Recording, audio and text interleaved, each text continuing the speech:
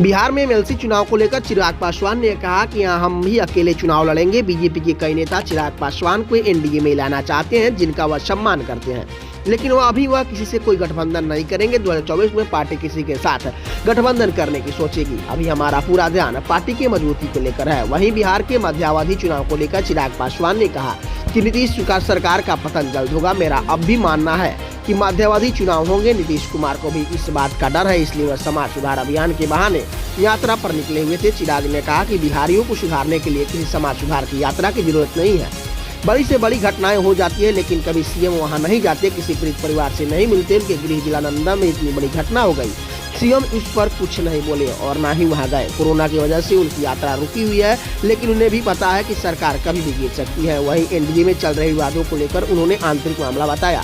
चिराग ने कहा कि मुकेश सहनी का मामला इंटरनल विषय है। अगर वह यूपी में चुनाव लड़ना चाह रहे हैं तो क्या दिक्कत है। एक राज्य का गठबंधन उस राज्य तक सीमित रहता है, दूसरे राज्य में हर पार्टी स्वतंत्र होती है। वहीं चिराग यह भी कहते हैं कि बीजेपी और मुकेश सहनी का विवाद गठबंधन के लिए सही नहीं है। वैसे भी बिहार एनडीए में कुछ भी सही नहीं चल रहा है, बीजेपी और जेडीयू में भी विवाद चल रहा है। और मुझे लगता है कि अब ये नीतीश सरकार या एनडीए की जो सरकार यहाँ पे चल रही थी, उसका पतन बहुत जल्द होगा और बहुत जल्द अब ये सरकार गिरेगी यहाँ पर। क्या आपने जो दावा किया था कि बिहार में मध्यवर्ती चुनाव होंगे, तो क्या ये आसार दिखने शुरू हो गए? मैं मान के चल रहा हूँ कि बिहार में मध्यवर्ती चुनाव होंगे।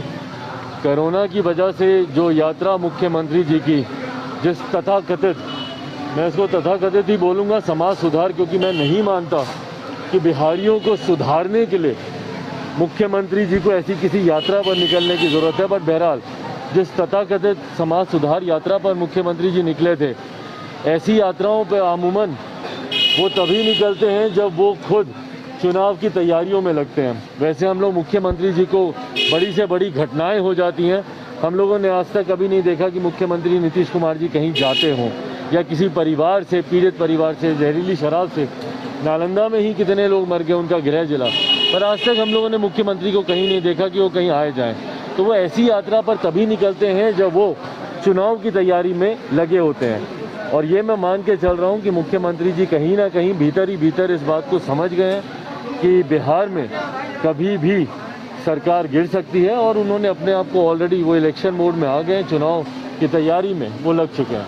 मुकेश सहनी ने जो बयान दिया उसके बाद बीजेपी के कई नेता कह रहे हैं कि चिराग पासवान को एनडीए में लाने मतदान के बाद यादव ने कहा है। देखिए, हर उस नेता का मैं धन्यवाद करता हूं जिन्होंने अपनी भावनाओं को इतने स्पष्ट तरीके से उन्होंने रखा। पर मैं बार बार इस बात को मैं कहता रहा हूं और मैं बोल रहा हूं कि फ़िलहाल मेरे लिए मेरी पार्टी लोक जनशक्ति पार्टी रामविलास को नई मजबूती देना, संगठन के स्तर पर इसको मजबूत करना, पूरी नई प्रदेश कमेटी हम लोग की तैयार हुई है और नए सिरे से हम लोग संगठन के कार्यों में हम लोग लगे हुए हैं। तो अभी आज की तारीख में मेरी पूरी प्राथमिकता पार्टी के विस्तार, संगठन को मजबूत करना, और जैसा मैंने कहा कि गठबंधन की बात तब होगी जब कोई चुनाव आएगा। एमएलसी चुनाव में पार्टी ने पुनः फैसला लिया है कि हम लोग अकेले चुनाव लड़ेंगे।